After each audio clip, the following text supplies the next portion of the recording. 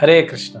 भगवद गीता अध्याय 4 श्लोक संख्या 39। श्रद्धावान लभते ज्ञानम तत्परः संयतेन्द्रियः ज्ञानम लब्ध्वा पराम शांतिम अचिरेण अधिगच्छति। जो श्रद्धालु दिव्य ज्ञान में समर्पित है और जिसने इंद्रियों को वश में कर लिया है, वह इस ज्ञान को प्राप्त करने का अधिकारी है और इसे प्राप्त करते ही वह तुरंत आध्यात्मिक शांति को प्राप्त होता है। भगवान बताए ज्ञान के बारे में, यहाँ बता रहे हैं कौन ज्ञान प्राप्त कर सकता है। ज्ञान का महत्व बताए। पिछले श्लोक में भगवान ने बताया कि कितने हजारों जन्मों की तपस्या योग अभ्यास के बाद ये ज्ञान मिलता है। किसको मिलता है? सबको नहीं मिलता।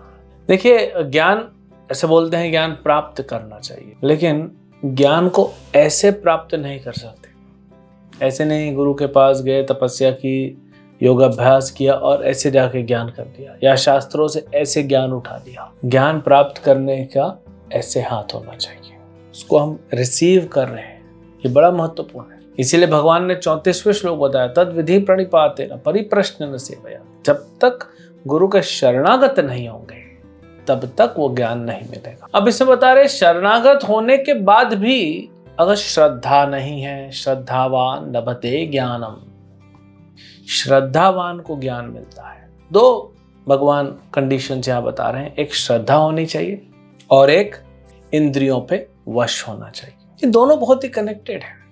देखिए, अगर कोई गुरु जी हैं, कोई गुरु हैं और उनके शिष्य हैं, और एक शिष्य है जिसके इंद्रियां कंट्रोल में नहीं है, इसकी इंद्रियां वश में नहीं है, तो अपनी श्रद्धा को स्थिर नहीं कर पाएगा गुरु के चरणों में, वो शरणागत नहीं हो पाएगा। तो अगर इंद्रियां वश में नहीं है तो उसका श्रद्धा भी जो होगा वो कैसी होगी? कच्ची होगी। विश्वास नहीं होगा, कोमल श्रद्धा होगा। तो इसीलिए श्रद्धावान होना जरूरी है। क्या है ये श्रद्धा? ये श्रद्धा है कि भगवान कृष्ण की भक्ति करने से सब मिलेगा। दिव्य ज्ञान चाहिए ना। दिव्य ज्ञान क्या है? भक्ति का ही तो ज्ञान दिव्य ज्ञान है। सबसे पहले ये समझना कि कृष्ण जो है परम भगवान है। अर्जुन स्वयं कहते हैं, 10वें अध्याय में कहेंगे कि कृष्ण कौन है? परम ब्रह्म, आदि पुरुषम, दिव्यम, आदि देवम। तो अर्जुन समझ गए कि कृष्ण भगवान है। तो ये बात सबसे पहले हमको स्वीकार करनी पड़ेगी कि कृष्ण परम भगवान है, तब जाके भगवद गीता का ज्ञान समझ में आएगा, नहीं तो नहीं समझ में आएगा। क्योंकि श्रद्धा ही नहीं है। नहीं तो हम भगवद गीता पढ़ें या कोई उपन्यास पढ़ लें या कोई अखबार पढ़ लें, सब बराबर हो जाएगा हमारे लिए। तो ये सब बराबर नहीं है। दिव्य ज्ञान के लिए सबसे पहले क्या चाहिए? श्रद्धा चाहिए। भगवान चैतन्य महाप्रभु चैतन्य चरितामृत में कहते हैं कि श्रद्धा शब्दे विश्वासे सुदृढ़ निश्चय कृष्ण भक्ति कैला सर्वकर्म कृत हया। ये श्रद्धा विश्वास होना चाहिए। हाँ, कैसे? निश्चय, सुदृढ़, बोलते ना दृढ़ निश्चय। भगवान बोल रहे हैं सुदृढ़ निश्चय। क्या दृढ़ निश्चय होना चाहिए? कृष्ण भक्ति कैला सर्व कर्म कृत हया।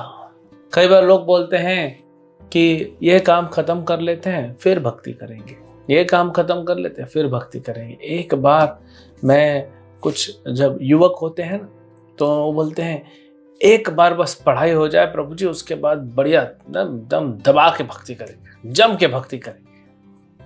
होता नहीं, क्योंकि पढ़ाई के साथ तो देखा जाए टाइम बहुत होता है।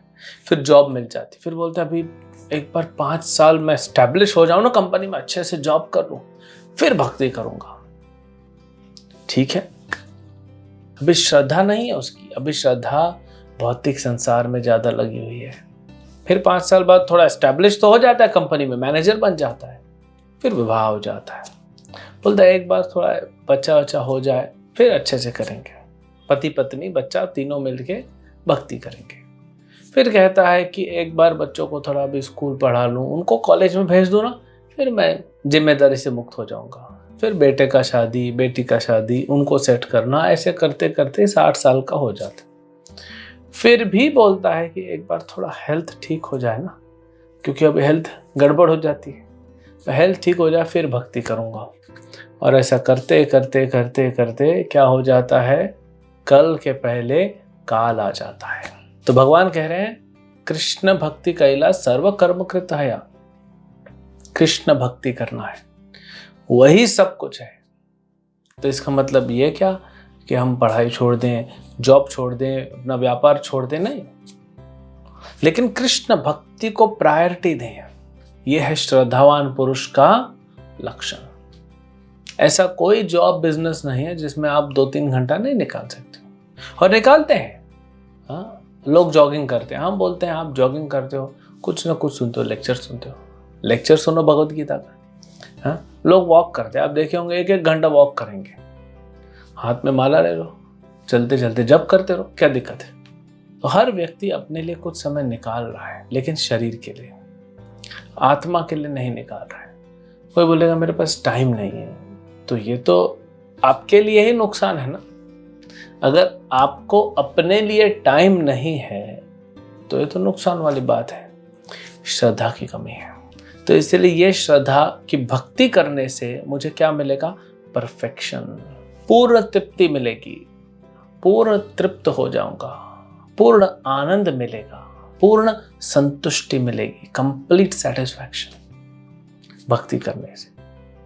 और भक्ति के बिना इस संसार में हजारों लाखों उदाहरण हैं जिनको कुछ नहीं मिला, कुछ भी नहीं मिला।